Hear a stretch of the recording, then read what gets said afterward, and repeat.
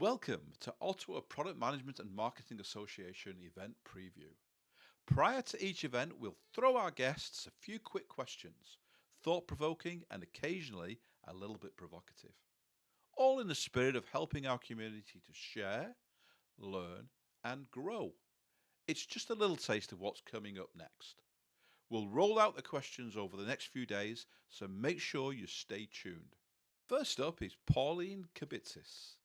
Hi, Pauline. We really appreciate you taking time to chat with us today.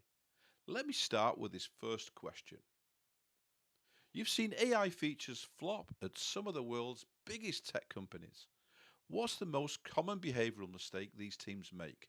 And why does it keep happening? So I think that what I see a lot of the time are companies that make AI feel too much like magic. They want that exciting aha moment where light bulbs go off and people are super impressed by the outputs. And initially, this is how like AI got a lot of its initial following and excitement. The challenge with this is that it goes against and it counters some of our knowledge around psychology, which is we Mm. tend to value products more when we have a small hand in the creation of them. And so when we're working with AI products and it's just giving us magical outputs, that's great if the magical output is right.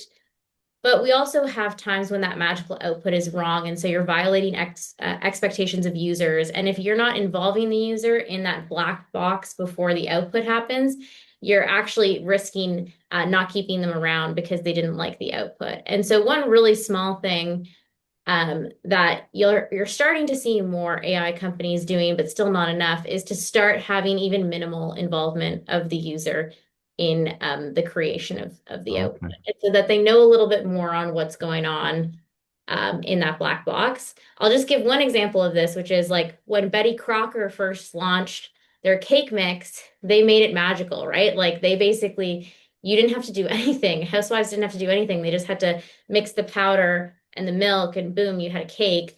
And there was really low adoption because it felt like you weren't actually making a cake. There was no Oh, effort, okay. there was Yeah. nothing to feel proud about.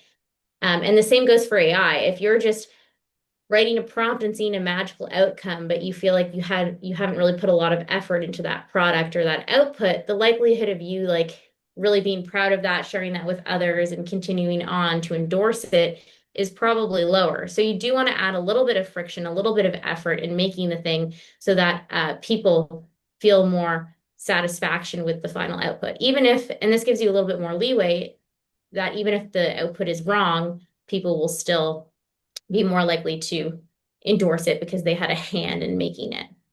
Love where this is going already. Can't wait to hear more on this.